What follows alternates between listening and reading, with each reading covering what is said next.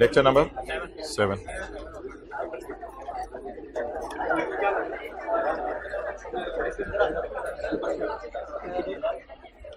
Page, आप physical में enrolled हैं हाइब्रिड में? आप जो जा रही हैं फिजिकल में एनरोल्ड हैं हाइब्रिड में? अच्छा सर, मेरी क्लास में एनरोल्ड है। ओके अच्छा, तो ये क्या इसका बैग पड़ा हुआ था तो क्यों रखा था इधर तुम लोगों ने? अच्छा चलो बैठो। अच्छा मोहतरम, ये पेज निकालें, पेज नंबर 222।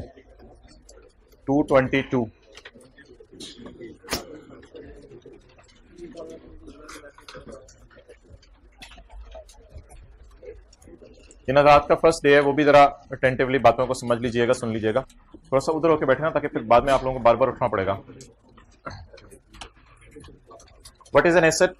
समरी थोड़ी सी देख लें स्टैंडर्ड की, फिर कल वाले होमवर्क की डिस्कशन शुरू करते हैं।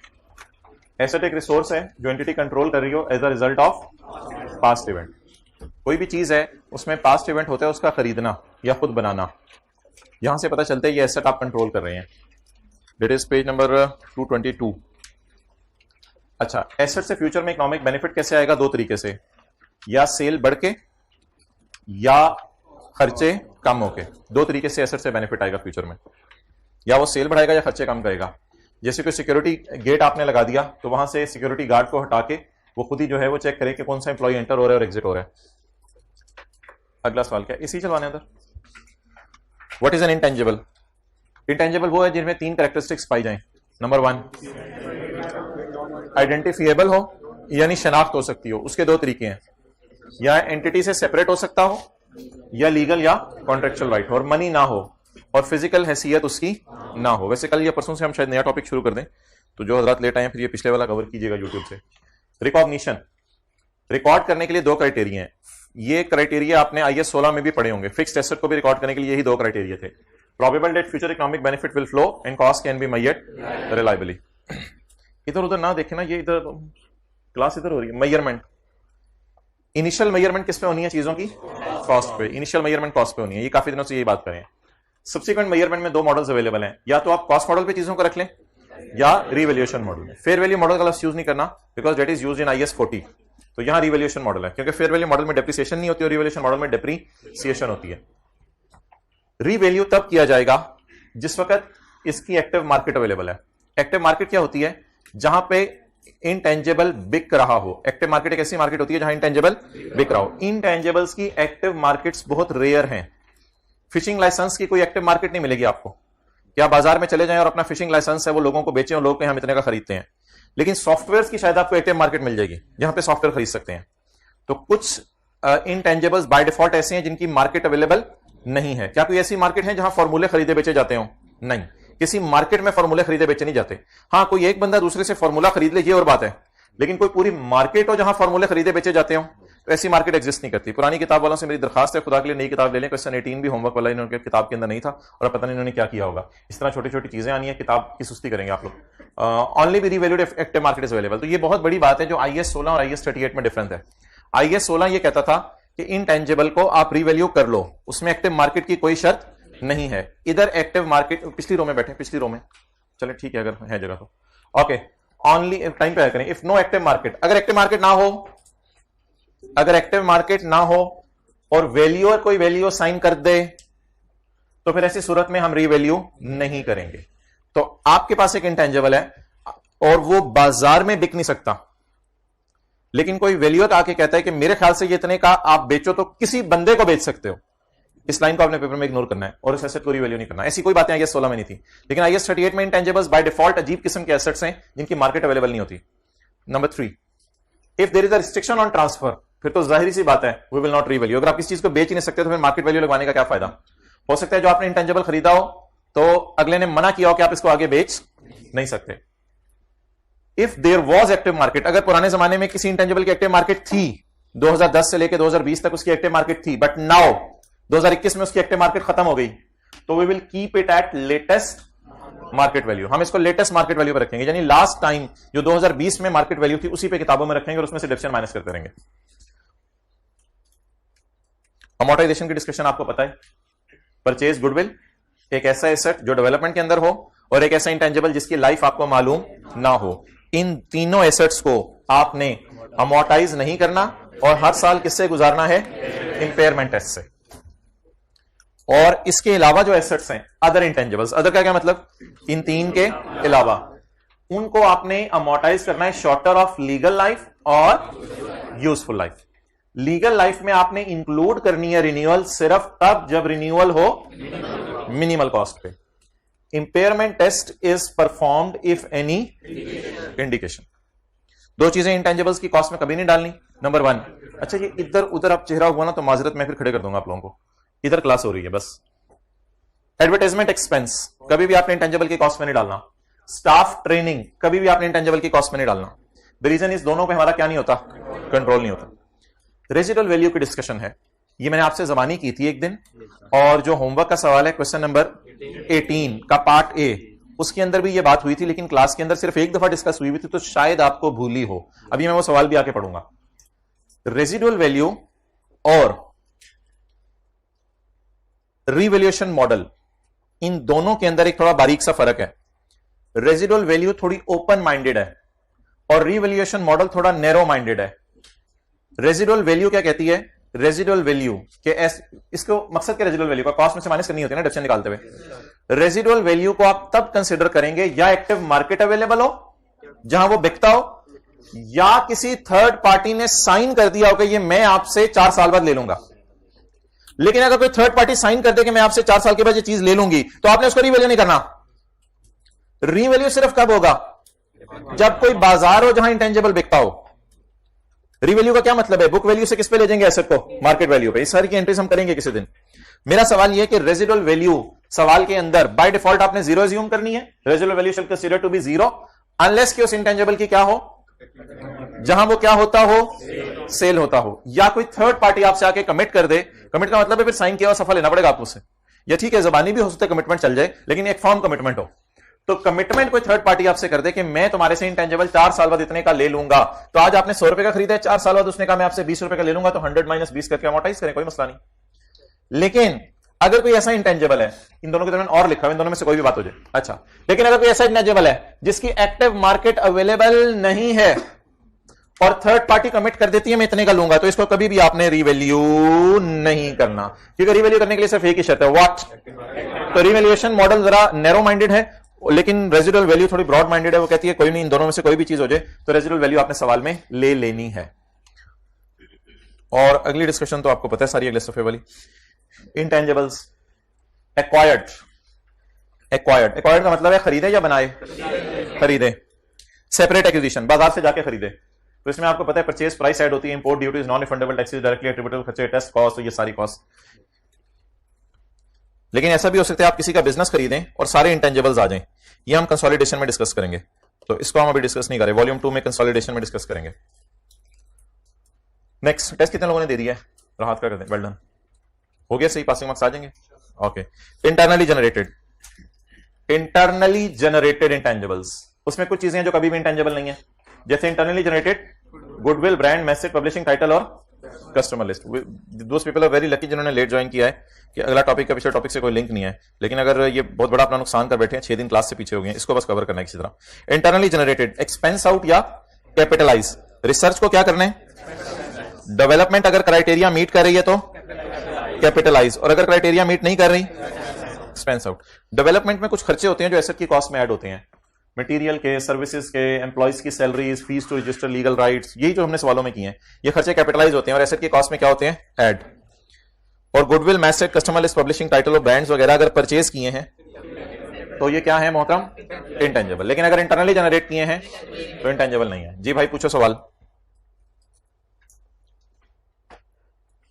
नहीं पूछना सवाल, चलें ठीक है। एम्प्लॉय बेनिफिट, सैलरीज उनकी जो मर्जी उनको दे दें। अच्छा जी, ये थोड़ा सा रिवाइज करें, SAC 32 आ गया, पेज 216 जी।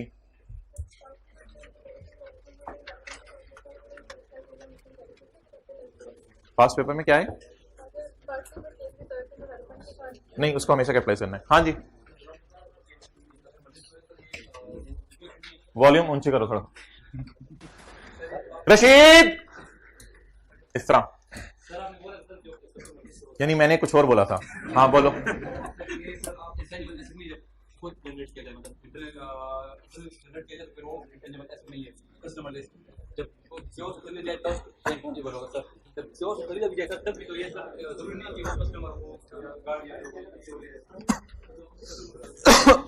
भाई ये कह रहे हैं कि कस्टमर लिस्ट के बारे में आपने कहा था कि अगर खुद बनाई जाए तो इंटेंजिबल नहीं है।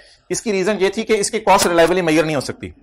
लेकिन क्या कह रहे हैं कि हमने किसी और से कस्टमर लिस्ट खरीदी है तो वो भी तो हमारा कस्टमर पे कंट्रोल नहीं है। नहीं, इसको आप एडवर्टाइजमेंट टाइप चीज मत लो, एडवर्टाइजमेंट से इसको मिक्स ना करो। आपने किसी और से कस्टमर लिस्ट खरीदी है, आप जरा विजुअलाइज करें, आपने किसी मार्केट में जाके दुकान खोलनी है और उस मार्केट के अंदर पहले से कोई बर्गर बेचता है, वहां पे आपने बर्गर के ऑनलाइन जो ऑर्डर्स आए हैं अगर उनकी आपको टेलीफोन नंबर्स मिल जाएं तो you will be very lucky कि आपको पता चल जाएगा इस मोहल्ले में वो कौन से लोग हैं जिनको बर्गर पसंद है और जिनकी पेइंग कैपेसिटी ज्यादा है।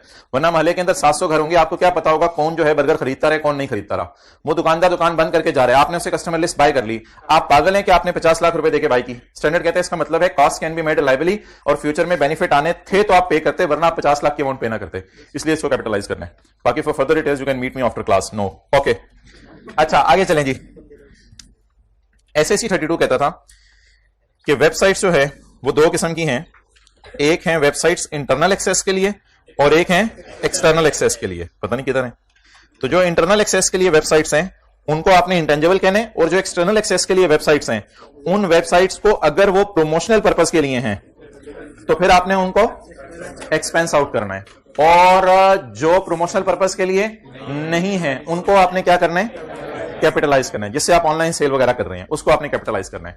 पास पेपर का क्वेश्चन 18 का पार्ट बी कितने लोगों का पहली अटेम्प्ट में सही हो गया था और उन्होंने इस चीज को पकड़ लिया था कि ये वेबसाइट सोलली प्रमोशनल पर्पस के लिए बनी है। Well done. अच्छा जी, अब इसको जरा मैं रिवाइज करवाना चाह रहा हूं। SIC 32 does not apply. भाईजान प्लीज मुंह उधर नहीं करना, इस तरह की इजाजत नहीं है क्लास में। अब इधर ही रहेगा मुंह, अलाइनमेंट सही। SIC 32 does not apply to purchasing hardware, developing hardware and operating hardware, but कौन सा स्टैंडर्ड अप्लाई करेगा, IS 16। तो वेबसाइट बनाने के लिए आप कॉपी पेंसिल पकड़ के वेबसाइट बनाएंगे या कंप्यूटर हार्डवेयर आपके सामने होगा और उसमें विंडोज इंस्टॉल होंगी फिर उसमें वेबसाइट बनाएंगे। बाद वाली बात इस तरह कह दिया करें, बाद वाली बात। तो कागज पकड़ के तो नहीं वेबसाइट बनाएंगे। आपके पास वेबसाइट बनाने से पहले आपके पास क्या होना चाहिए, हार्डवेयर। हार्डवेयर पे कौन सा स्टैंडर्ड लगता है, IS 16। और जो हार्डवेयर का सॉफ्टवेयर है जिसके बगैर वो हार्डवेयर चल नहीं सकता, जैसे विंडोज वगैरह, उस पर भी कौन सा स्टैंडर्ड लगना है। ये जनरल बात है, ये जहां नहीं लिखी हुई है, जहां नहीं लिखी हुई जनरल बात है। जब एक एंटिटी इनकर करती है खर्चा on internet service provider hosting the entities websites. अच्छा, इधर लिखा हुआ है इंटरनेट कनेक्शंस और इधर लिखा हुआ है hosting the entities website. Internet connection ये है कि आपने डिवाइस बाय कर ली, तो वो डिवाइस अगर आपको 15-20 हजार की मिली तो उसको आप PPE में डाल सकते हैं, साथ साथ मोबाइल देके फ्रेश भी हो सकते हैं, वो तो कोई मसला नहीं। हाँ मुझे पता है, इतनी मुतवज्जो होकर क्लास में बैठ ही नहीं सकता। अच्छा, ये क्या होती है वेब होस्टिंग, क्या होती है वेबसाइट की होस्टिंग।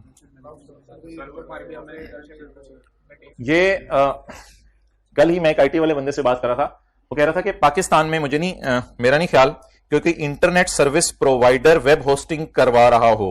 वेब होस्टिंग ये होती है, ये और कंपनीज करवा के देती हैं। वेब होस्टिंग ये होती है कि आप हर साल कोई ना कोई एनुअल फीस दे, मक्खी इसके पास जाएं। अच्छा, तो हर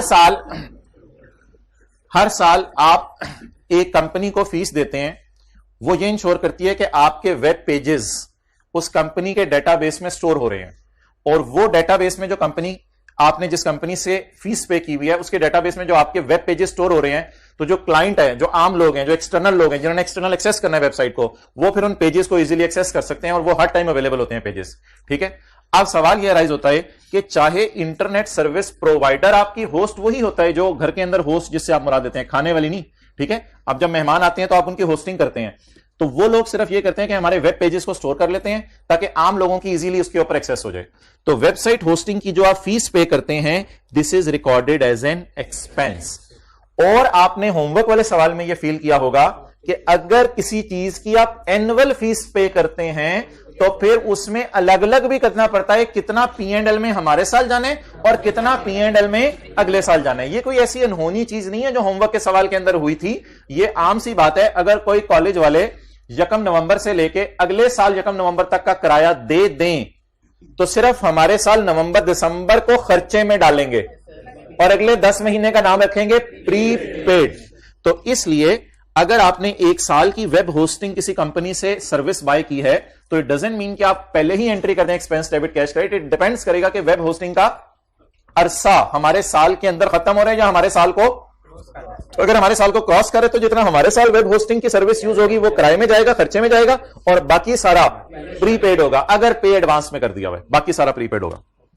तो ये दो चीजें होगी। नंबर 1, हार्डवेयर को आपने SSE 32 में फॉल नहीं कराना और वेब होस्टिंग की फीस को आपने यहां पे SSE 32 में फॉल नहीं कराना। अगली बात तो आसान थी, एक बंदे का काम ही वेबसाइट्स बना के बेचना है, तो वो फिर वेबसाइट एक्सटर्नल एक्सेस के लिए नहीं बना रहा, वो तो किसी को क्या करने के लिए बना रहे हैं, सेल करने के लिए बना रहे हैं। इसके बाद lease that is accounted for under IFRS 16। तो लीज होता है काय के ऊपर ले लेना आपने, तो ये लीज के टॉपिक में पढ़ेंगे। तो ये 4 चीजें हैं जो किसके स्कोप से बाहर हैं, SSE 32 के स्कोप से बाहर हैं।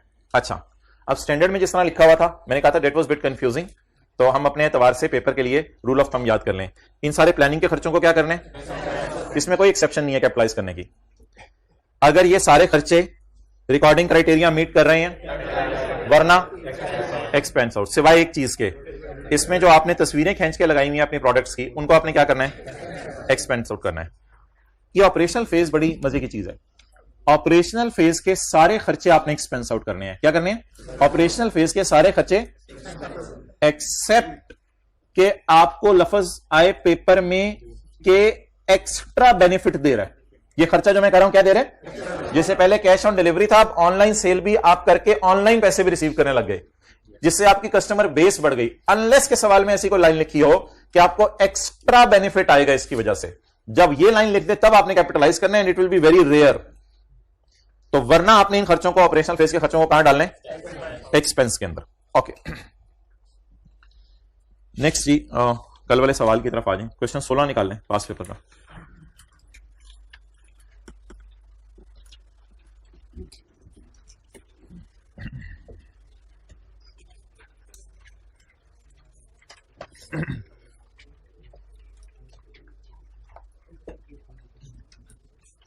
टाइम वेस्ट होगा, आपको पता है, किया तो आप लोगों ने घर में है और मेरे ख्याल से आधा तो हो ही गया होगा, पूरा हो गया था। Question 16, Ajwa limited is engaged, Ajwa limited की शादी हो गई है, नहीं मंगनी हो गई है, is engaged in the business of manufacturing and trading of consumer goods. मुंह उधर नहीं करना, इधर प्लीज। ये क्या, 2 दफा मैंने इग्नोर किया, अब मैं इग्नोर नहीं करूंगा। ऑन 1 जुलाई 2021, 1 जुलाई 2021 को, प्लीज याद रखिएगा इस सवाल में ईयर एंड नहीं बताया हुआ था उसने, हमें ईयर एंड नहीं बताया हुआ था। तो जो क्वेश्चन 18 के अंदर आपने मंथ बेस पे पोर्शन किया था कि फीस इतनी खर्चे में डाल दी, इतनी प्री पेमेंट में डाल दी, यहां ऐसी कोई बात नहीं थी, यहां क्योंकि उसने ईयर एंड नहीं बताया हुआ हमारा। ये उनसे बात हो रही है जो होमवर्क करके आए हुए हैं। अच्छा जी, और जिनके पास नई बुक है, AL launch its own website, launch its own website for online sale of products या for advertisement purpose, for online sale of products. इसलिए अच्छा, for online sale of products, products की सेल एक्सटर्नल होगी internal होगी employees को, तो ये website internal access वाली, एक्सटर्नल एक्सेस वाली, फॉर प्रमोशनल या for revenue earning, for revenue earning. The website was developed या परचेज्ड, डेवलप्ड, खुद बनाई है, that meet the recording criteria as an intangible on 1 May 21, means before 1 May 21 the recording criteria was not met. When the recording criteria was met, 1 May 21, when it is launched, मई जून 2 महीने बाद launch हो गई। Launch होने का क्या मतलब है, R&D वालों ने प्रोडक्शन डिपार्टमेंट को दे दी होगी या वेबसाइट का URL हमने लोगों को बता दिया होगा, वेबसाइट का वेब एड्रेस हमने लोगों को बता दिया होगा। इस वेबसाइट में कमर्शियल लॉन्चिंग का यह मतलब होता है। अच्छा जी, अमोर्टाइज कब से करना शुरू करेंगे, 1 जुलाई 2021 से। अच्छा, अब 1 मई को रिकॉर्डिंग क्राइटेरिया पूरा हुआ है। The website was developed which met the criteria for recording as intangible. 1 मई से रिकॉर्ड करने का क्राइटेरिया पूरा होना शुरू हो गया है। इट डजंट मीन के वेबसाइट मुकम्मल हो गई है, रिकॉर्डिंग क्राइटेरिया पूरा होने का क्या मतलब होता था? 6 शराइत पूरी हो गई है ना, यानी जिस दिन साइंसदानों ने छलांग मारी है खुशी के अंदर कि आज से रिकॉर्डिंग क्राइटेरिया मीट होना शुरू हो गया। और मेरे भाई मेरा आपसे अगला सवाल है, 1 मई के बाद लॉन्च करने में 2 महीने लगे, इसका मतलब है 1 मई के बाद डेवलपमेंट चलती रही है, इसीलिए 1 जुलाई को लॉन्च किया है। तो when the R&D department is closed 1 जुलाई, किस वक्त उन्होंने खुशी में छलांग मारी थी और कॉस्ट को एसेट्स की कॉस्ट में डालना शुरू कर दिया था? 1 मई को। Directly attributable cost under R&D department खुला था 1 जनवरी को। जनवरी को R&D डिपार्टमेंट खुला है। तो अब जनवरी के अंदर R&D स्टार्ट हुई और 1 मई को रिकॉर्डिंग क्राइटेरिया मीट हो गया और 1 जुलाई को कमर्शियली लॉन्च कर दी। इन अरसों के खर्चे को एक्सपेंस में डालेंगे और इनके खर्चे को, अगर वो डेवलपमेंट फेज के हुए, अगर वो प्लानिंग फेज के हुए, फिर वो एक्सपेंस आउट ही होंगे। अच्छा, काला सितारा हमारी जिंदगी में आया है ये। All costs were incurred evenly through out the mention period, evenly.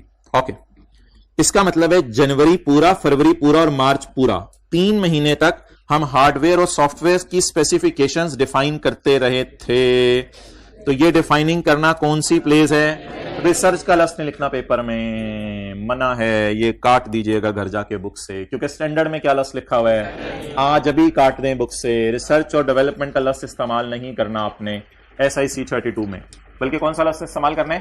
Planning. अच्छा जी,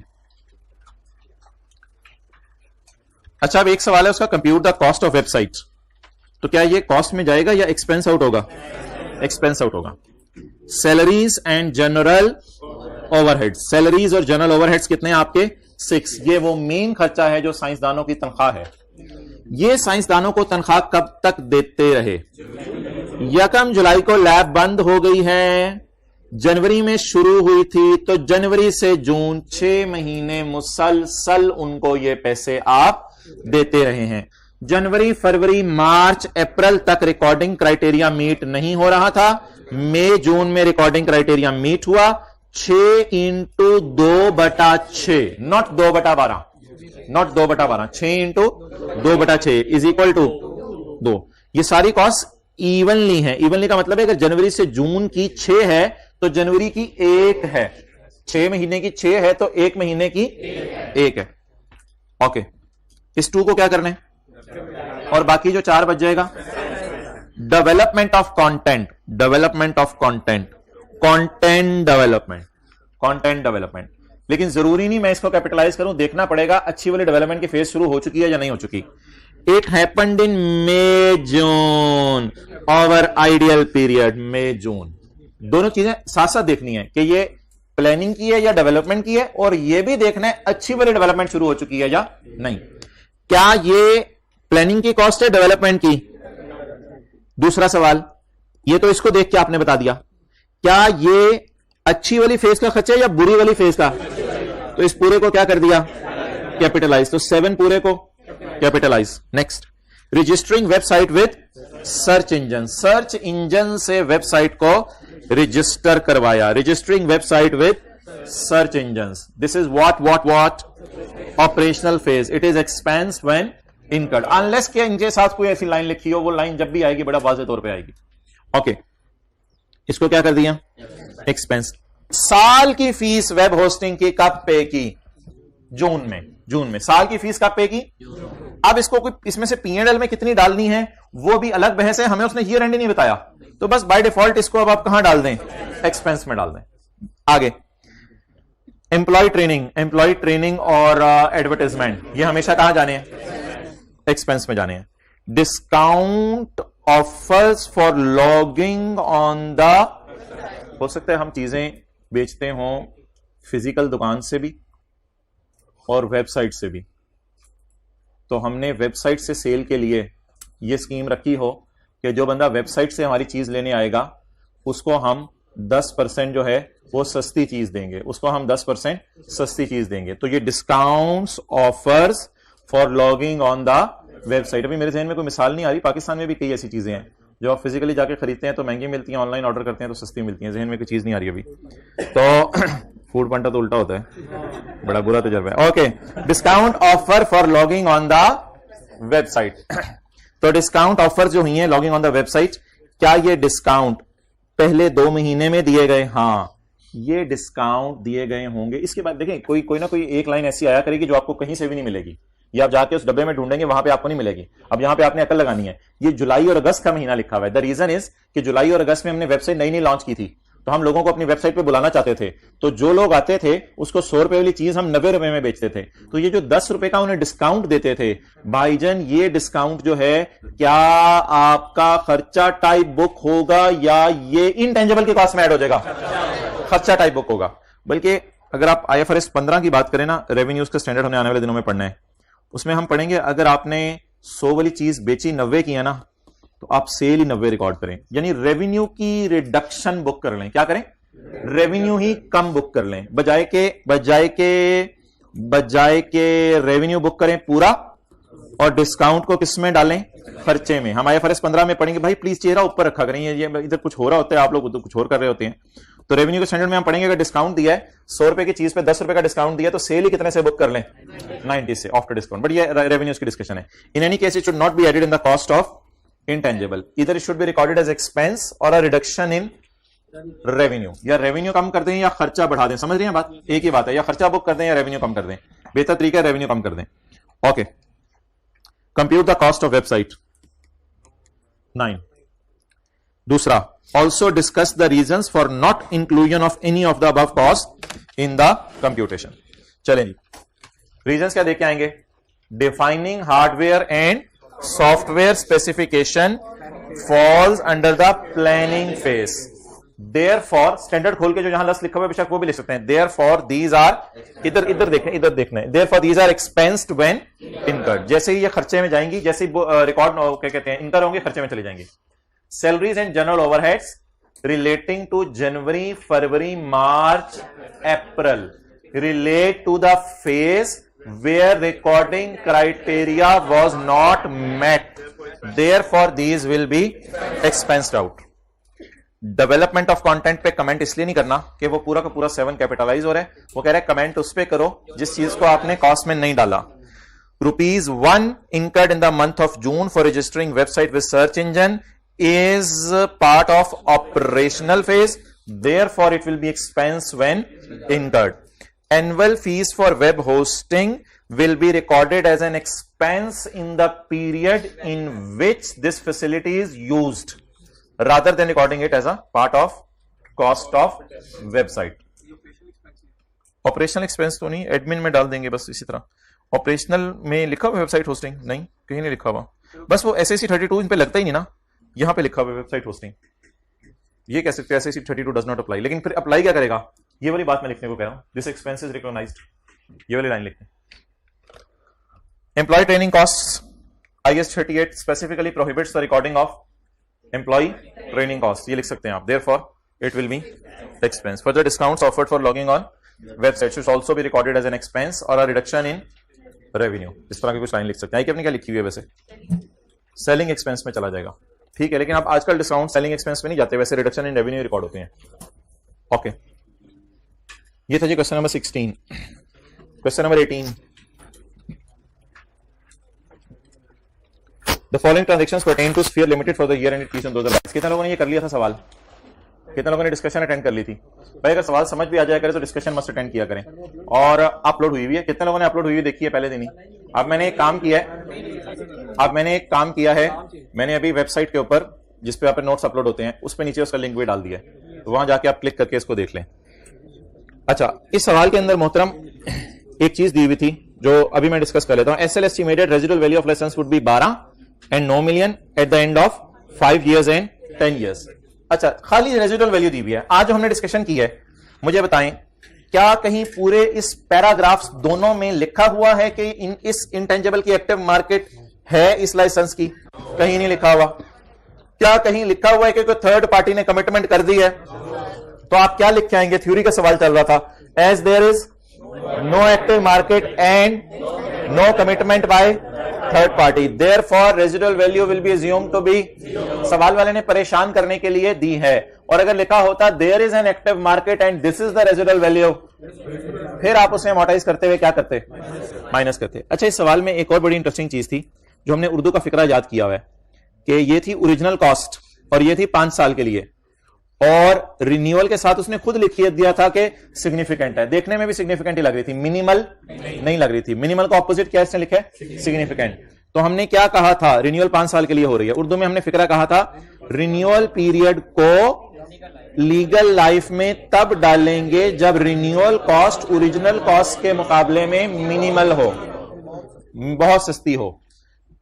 लेकिन इस सवाल में एक लाइन लिखी हुई थी, एसएल का इरादा है कि वो लाइसेंस को रिन्यू करवाएगी सिर्फ 5 साल के लिए, ताकि 10 साल उसको इस्तेमाल करे। मोहतरम, ऑर्गेनाइजेशन के इरादे को मैंने कहा था आपने नहीं देखना।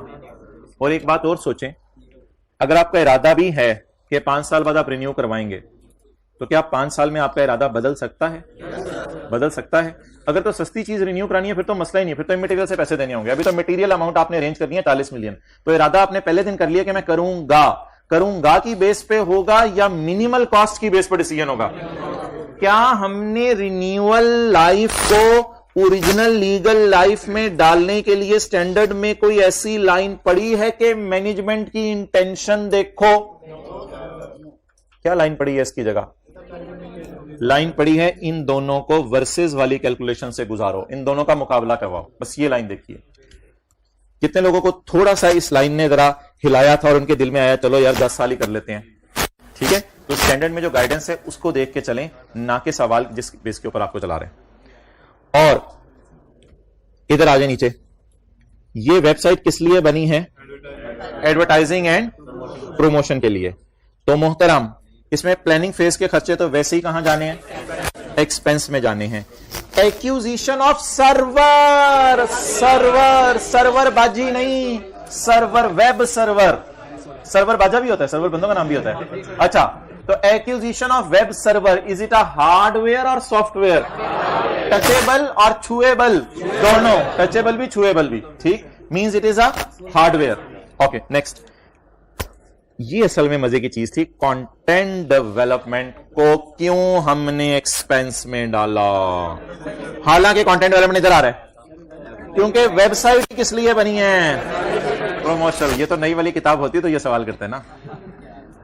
अच्छा, 1 मिलियन एनुअल वेब होस्टिंग है, ये वैलिड कब तक है? 31 जनवरी तक। और पेड कब की है? जनवरी में।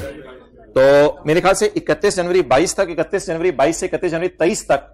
भाई रेड शर्ट प्लीज, इधर क्लास हो रही है। 31 जनवरी 22 से 31 जनवरी 23 तक 1 साल के लिए है। आप मुझे बता दें हमारे जीआर एंड की ब्रेक कहां लगी?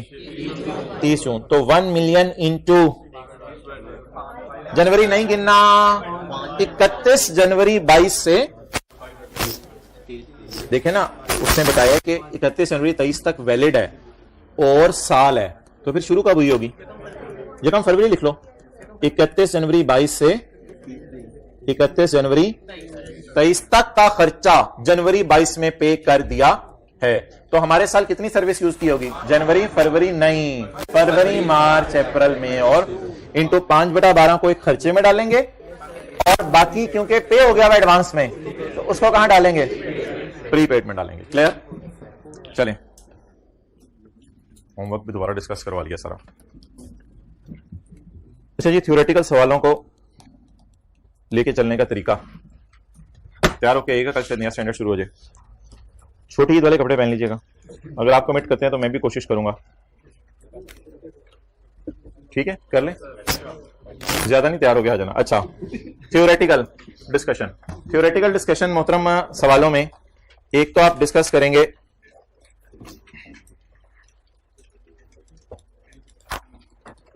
इनिशियल,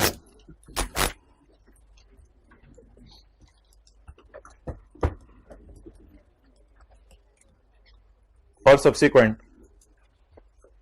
इनिशियली आप ये डिस्कस कर सकते हैं कि ये परचेज्ड है, लो जी जबरदस्त हो गया, फ्रेश हो गए, या इंटरनली जनरेटेड है। परचेज है या, भाई which is very important thing, let him be. अच्छा, इसके बाद cost to be added, cost to be added, कौन कौन सी कॉस्ट डालनी होती है इनिशियल रिकॉग्निशन में, इनिशियल मेजरमेंट में, कौन सी कॉस्ट नहीं डालनी होती, यानी रिसर्च नहीं डालनी, डेवलपमेंट बुरी वाली नहीं डालनी, अच्छी वाली डालनी है, fees to register legal title डालना है, तो कॉस्ट टू बी एडेड और cost not to be added, कौन सी कॉस्ट आपने ऐड करनी है और कौन सी कॉस्ट आपने ऐड नहीं करनी। इसके बाद एक मेन डिस्कशन है जो इससे पहले आप लिख लें, आप ये भी डिस्कस कर सकते हैं कि ये इंटेंजिबल भी है या नहीं। कई दफा ना काफी ज्यादा नंबरों का सवाल आ जाता है, तो आप फिर ये भी लिखाइएगा, it is an intangible having a, बोले बोले बोले, not having a physical substance and it is separable और it is a legal right and it is a non monetary asset. तो इंटेंजिबल भी है या नहीं ये डिस्कशन हो सकती है। इसमें तीन चीजें थी, आपको याद होगा अभी जो मैंने बताई। उसके बाद परचेज्ड है या इंटरनली जनरेटेड है, और कौन सी चीजों को कॉस्ट में ऐड करना है। अच्छा, इसके बाद जो है इनिशियल मेजरमेंट हमेशा किस पे होनी है, कॉस्ट पे। Initial measurement at cost. तो ये तीन चार बातें करके जरा बात को फैलाया जा सकता है। और कॉस्ट टू बी एडेड में एक दो लाइनें आपको लिखवाई थी कि staff training, IS 38 specifically prohibits the recording of, IS 38 specifically prohibit the recording of research expense, इस तरह की लाइनें लिख सकते हैं। सब्सिक्वेंट मेजरमेंट में, सब्सिक्वेंट मेजरमेंट में आप कौन कौन सी डिस्कशन करेंगे, एक तो अमोर्टाइजेशन की, एक इंपेयरमेंट की, और एक आप बताएंगे कि कॉस्ट मॉडल यूज करना है या रिवैल्यूएशन मॉडल यूज करना है। ईयर एंड के ऊपर आप ये डिस्कशन कर सकते हैं कि अमोर्टाइज कैसे करना है, इंपेयर कैसे करना है, कॉस्ट मॉडल यूज करना है या रिवैल्यूएशन मॉडल यूज करना है। ओके, अब डिपेंडिंग अपॉन मार्क्स हम बात को फैला भी सकते हैं और कम भी कर सकते हैं। अब एक सफा है किताब में, वो निकाल लें जिसमें ये डिस्कशन थोड़ी सी लिखी हुई है कि आपने चीजों को लिख के कैसे आना है। पेज नंबर, पास पेपर के सवाल हो रहे हैं कोई आधे बचा दे थोड़े बहुते, चलें गुड, ज्यादा हो जाता है भाई। FAR 2 में एफर्ट चाहिए डेली की, चीजें छोटी छोटी हैं लेकिन ज्यादा हैं, तो रोजाना का रोजाना करेंगे तो इंशाल्लाह मैनेज हो जाएगा। अब ये आप पूरा सफा पढ़ लें पेज 221 पे, और प्लीज साथ वाले को ज्यादा लिफ्ट नहीं करानी, बस अपनी यकसुई से पूरा सफा पढ़ें। आपको मैं 2 मिनट दे रहा हूं। इधर मोबाइल किसने दिए थे 2 जी।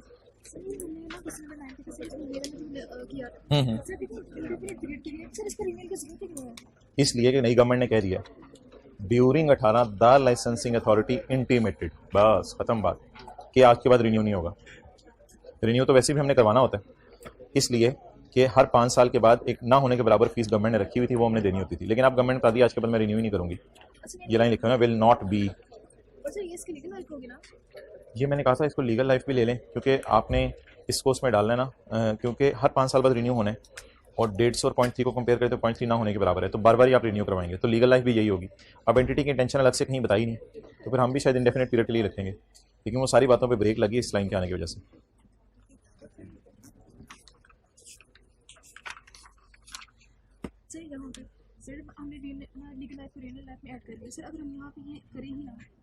एंट्री तो करनी है ना, खर्चे में तो डालना है ना, रिन्यू करें ही ना, तो फिर भी ऐसे 100/5 ही बता फिर वो चेंज इन एस्टिमेट होगा, फिर एंट्री रिवाइज यहाँ पे इंटेंजिबल खड़ा होकर किताबों से निकालना पड़ेगा, गेन लॉस कोई आ जाएगा। हाँ जी,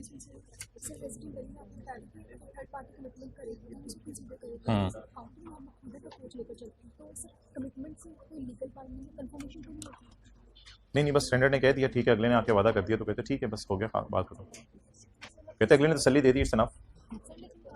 अब इसमें हम बहस करने से हमारा फायदा क्या होगा, स्टैंडर्ड ने कह दिया ना, बस खत्म बात, कि अगले ने तसल्ली दे दिया, कहते बस पर रिलाई कर लो। अगर ये पढ़ लिया तो पास पेपर का क्वेश्चन 4 का पार्ट ए पढ़ें, अगर ये पढ़ लिया तो आप पास पेपर का क्वेश्चन 4 पढ़ें।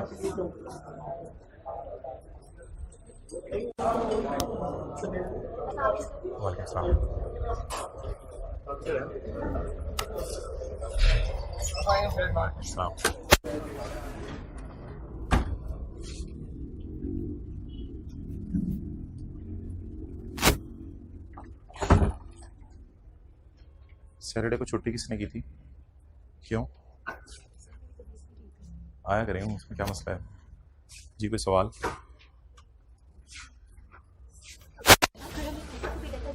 पिछले साल की इन्फॉर्मेशन दी थी इस साल की और हमें कहा था कि नोट बनाया इस साल तो मैं ऐसे कैसे पहले हम पिछले जिसमें एक नोट बना के सबसे नहीं ज़बानी ओपनिंग सोचें, लेकिन सबके सामने तो ना बताए ना अभी। क्वेश्चन के इस डायरेक्टली एट्रीब्यूटेबल तो फिर जैसे ये एनुअल फी होस्टिंग ये जब ये डायरेक्टली तो ये ऐड नहीं होगा। एनुअल फी आप कह रही हैं और दूसरा ये सर्च इंजन वाला, ये तो मुझे पता है कि एनुअल फी और दूसरा सर्च इंजन वाला। ठीक है, देता हूँ जवाब। अगर 40 मिलियन का जो रिन्यूअल फी है तो फिर एक महीने वो ये देखें ना, इन सवालों में भी तो कुछ नहीं किया था, वो तो जब रिन्यूअल कराएंगे तो तब, हाँ जब किया था। इस सवाल में एंट्री सिर्फ किस साल की डिस्कशन मांगी है? इस साल की। इस 40 को? इस 40 को? नहीं, उस सवाल में किया हुआ है, इसमें तो नहीं किया, सिर्फ इसमें किया हुआ है। इसमें रिक्वायरमेंट में देखें क्या लिखा हुआ है, प्रिपेयर जनरल एंट्रीज 31 दिसंबर 12 से 16 तक की, एज्यूमिंग इट वाज रिन्यूड। और इसमें सिर्फ किस साल की डिस्कशन मांगी है? 23-22 की। अब इसमें कुछ बताया कि हमने रिन्यू करवाया या नहीं करवाया, तो इसलिए जब पहले साल की डिस्कशन करनी है तो पहले साल की डिस्कशन तो इसकी भी इसी तरह की, उस सवाल में सिर्फ पहले साल की डिस्कशन मांगी है। तो पहले साल की डिस्कशन इसमें देखने क्या है, पहले साल में हमने यही किया है, सिर्फ 2 साल लाइफ लिया और एक अमाउंट है, तो यहाँ तक तो इसका सोल्यूशन उसके मैच कर है। तो इस सवाल में कहीं नहीं लिखा हुआ ना कि एज्यूम करो उसने रिन्यू करवाया।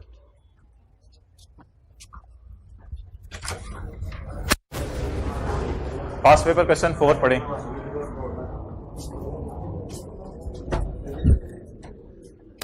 पुत्र तू यही नहीं पढ़े हाले?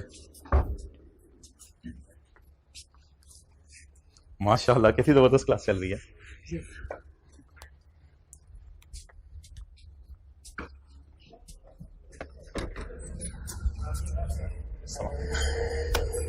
यार उमैर भाई को कहो उस क्लास में भी किसी को बिठाएं ताकि शोर ना हो।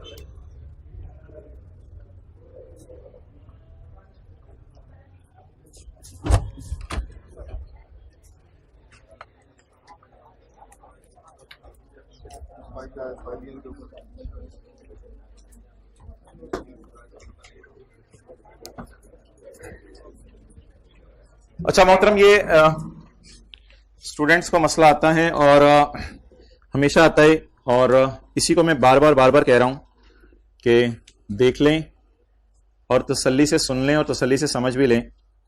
ये जो पास पेपर का क्वेश्चन नंबर 16 है, बस ठीक है, मैं सवाल निकाल रहा हूं, आप लोगों को कुछ करने की जरूरत नहीं। पास पेपर क्वेश्चन 16 में ये एक कॉस्ट दी हुई है, registering website with search engines, registering website with search engines. अब अगर हम इसको देखें तो ये registering website with search engines जो है वो ऑपरेशनल फेज का खर्चा है। इसको बाय डिफॉल्ट उस क्लास में भी किसी को बिठाया करें। हाँ जी, पीछे कुर्सी रखे ना दरवाजे के पास। हाँ ये सर को बताएं। अच्छा, अब ऑपरेशनल फेज के अंदर होने वाले खर्चे बाय डिफॉल्ट कहां डालने हैं? लेकिन अगर ऑपरेशनल फेज के खर्चों के साथ यह लिखा हुआ आ जाए कि इसकी वजह से एक्स्ट्रा बेनिफिट आ रहे हैं, फ्यूचर में बेनिफिट इंक्रीज कर जाएगा, जैसे बस के पीछे 4 कुर्सियां लगा दी, उसे फ्यूचर में बेनिफिट बढ़ जाएगा, इंक्रीमेंटल या एक्स्ट्रा बेनिफिट आना शुरू हो जाएगा और पुरानी सेल से अब ज्यादा सेल होना शुरू हो जाएगी, इस तरह का कोई लफ्ज आ जाए, फिर ऑपरेशनल फेज के खर्चे को आपने किसमें डालना है? आज सवाल स्टूडेंट का यह है कि रजिस्टरिंग वेबसाइट पे सर्च इंजन और ऊपर लिखा हुआ है लाइन के दीज आर डायरेक्टली एट्रीब्यूटेबल। मैंने नहीं कहा डायरेक्टली एट्रीब्यूटेबल का लफ्ज लिखा हो तो ऑपरेशनल फेज के खर्चे कैपिटलाइज करें। मैंने कहा ऑपरेशनल फेज के खर्चे रेयर सर्कमस्टांस में कैपिटलाइज करने हैं जब लिखा हो सवाल में। इधर तो जनरल लाइन लिखी हो ना, रिकॉर्डिंग क्राइटेरिया मीट कर रहा हूं सब्सिक्वेंट एक्सपेंडिचर का, मैं स्पेसिफिक आपसे बात की है। जब क्या लिखा हो कि ये खर्चा एक्स्ट्रा बेनिफिट कमा के देगा, इंक्रीमेंटल, नॉर्मल बेनिफिट से भी ज्यादा, फिर आप जो है वो इसको क्या करें? कैपिटलाइज, वरना इसे कैपिटलाइज करने की जरूरत नहीं है। तो ऐसी लाइन इस खर्चे के बारे में कोई अलग से आ रही है और डायरेक्टली एट्रीब्यूटेबल का मतलब ये होता है कि ये कॉस्ट जो है इसके लिए हो रही है। अच्छा, कुछ लोगों को इससे भी कंफ्यूजन आती है। एक और लाइन लिखी हुई है, वो कहते हैं it meets the recording criteria of an intangible. तो ये recording criteria of intangible meet कर रहे हैं, और यहां पे लिखा हुआ है criteria of capitalization of subsequent measurement. लफ्ज है क्राइटेरिया फॉर नॉर्मल नहीं इंटेंजिबल के लिए, सब्सिक्वेंट एक्सपेंडिचर के लिए क्राइटेरिया क्या है, जल्दी बताएं। सब्सिक्वेंट एक्सपेंडिचर की उससे क्या आए, एक्स्ट्रा बेनिफिट आए। इस क्लास में क्लियर हो गया तो हाथ खड़ा कर दें जिन्होंने सवाल पूछा था। मुझे नहीं नजर आ रहा हाथ खड़ा हुआ, हाथ खड़ा करें। ओके चलें जी।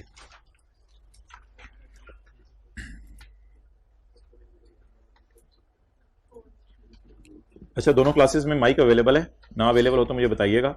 और जिस किसी ने क्लास के बाद सवाल पूछना हो, स्पेसिफिकली हाइब्रिड में या फिजिकल में, तो वो मुझे निकलते हुए बता दिया करें कि मैंने सवाल पूछने, फिर मैं 150 के ऊपर इधर फैकल्टी रूम में अवेलेबल हो जाया करूंगा नमाज पढ़ने के बाद। और अगर क्लास से पहले आपका कोई सवाल है तो फिर तो आप 11 बजे या उसके बाद जब मर्जी आ जाएं 11:25 तक। लेकिन अगर आपकी और कोई क्लास है तो फिर आप निकलते हुए बता दें कि मेरे 1-2 सवाल है, तो आप आ जाइएगा, तो मैं 150 पे इंशाल्लाह वहां आ जाऊंगा। लेकिन मेरे निकलते हुए माइक पकड़ के जरा बता दिया करें, माइक पकड़ते हुए शर्माया ना करें, माइक कुछ नहीं कहेगा। आप इसी मुरव्वत में रहें कि मैंने सवाल पूछना था। अच्छा, पहले जरा देख लें चीजों को लिखना कैसे है। कौन सा पेज था वो? 245, 221। अच्छा जी, इनिशियल रिकॉग्निशन इनिशियल मेजरमेंट में फर्क बताएं। इनिशियल रिकॉग्निशन ये होती है cost can be measured reliably and future economic benefits are probable. और इनिशियल मेजरमेंट ये होती है कि कॉस्ट में किन किन चीजों को डालने और किस किस को नहीं डालना। और इनिशियल रिकॉग्निशन में ये भी होता है कि पहले डिसाइड करना है रिकॉर्ड भी करना है या नहीं, रिकॉर्ड करेंगे तो आगे इंटेंजिबल बनेगा या नहीं। तो इसलिए अगर आपने खुल खुला के ज्यादा नंबर का सवाल आ जाए 8-10 नंबर का, तो पेपर में कैसे प्रोसीड करना है। IAS 38 allow the recording of intangible if it fulfil 2 conditions. Number 1, future economic benefits are probable. ज्यादा बात करने की जरूरत नहीं होगी, इतना काफी होगा कि प्रोबेबल है that future economic benefits and cost can be measured. Since के बाद आपने यहां एसेट का नाम लिखा करना है जो हमारे सवाल में हुआ करेगा। सिंस फला asset, how to write down, since फला asset is acquired by organisation meet the above criteria so it should be recorded as an intangible. Initial measurement हमेशा किस पे होगी? It should initially be measured at entity should capitalize the development, trial run, testing, cost to register, depreciation of another asset used that is as an intangible। लेकिन ये सारी discussion तब है जब ये चीजें दी हो। अगर इनमें से कोई चीज नहीं दी होगी तो उनको बिला वजह लिखने की जरूरत नहीं है। IAS 38 does not allow the capitalization of costs relating to research, staff training and advertisement, so these costs should be charged to P&L in the period in which they are incurred। इसके बाद year and पे discussion है किसकी? Amortisation और impairment की। और दूसरी discussion measurement model. Measurement model में 2 चॉइसेस अवेलेबल हैं, या कॉस्ट मॉडल या रिवैल्यूएशन मॉडल। अगर तो आपकी इंडेफिनिट लाइफ है इंटेंजिबल की, तो since there is indefinite life it should not be. Instead intangible को इंपेयरमेंट टेस्ट से गुजारें और अगली लाइन भी लिख के आनी है, by comparing with recoverable amount with its carrying amount. और since the product has a finite life of इतने years therefore amortisation expense amounting to इतने should be recorded in SOCI based on useful life. The residual value of intangible shall be assumed to be 0 if legal life and the amortization should be charged at। और यहां पे discussion अब renewal cost की भी करके आइएगा paper में। वो जो उर्दू वाली बात है उसको इंग्लिश में बोलें। The renewal period will be added in original legal life if नहीं, एज लिख के आएंगे अब। As in this question the renewal cost is minimal as compared to original cost। या as लिख के आएंगे या फिर as लिख के आएंगे as it is not minimal so it will not be added। Also discuss the impairment loss if there is any external or internal indicator। Measurement model IAS 38 permits an entity to adopt either cost model or a the revaluation model can only be adopted if the intangible assets are traded in। Cost model में किस पे रखना है आपने asset को? Revaluation model में। Cost model में आपने cost minus accumulated amortisation minus accumulated, और रिवैल्यूएशन मॉडल में revalued amount minus accumulated amortisation and minus accumulated impairment loss. चलेंगे सवाल निकाल लें। पेज नंबर कौन से? 245।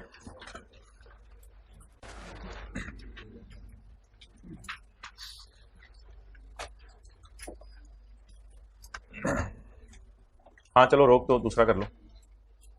इमाम साहब ये बताने लगे कि जब सलाम फेरने का वक्त करीब आ जाता है और जिन लोगों ने दुरूद शरीफ और रबी जालनी पढ़ ली होती है तो वो फिर शायद उनको फील हुआ कि बहाने बहाने से ना करने लग जाते हैं कि इमाम साहब आप सलाम फेरें, now it's time to go. तो आपने 11:21 पे ना सरासिफ की क्लास में करना शुरू कर देना है। बाद में 11:20 के बाद, मैं कोई गलत चीज नहीं बता रहा, 11:20 के बाद ना आपने करना शुरू कर देना है, तो सर समझ जाएंगे। क्वेश्चन नंबर, हाँ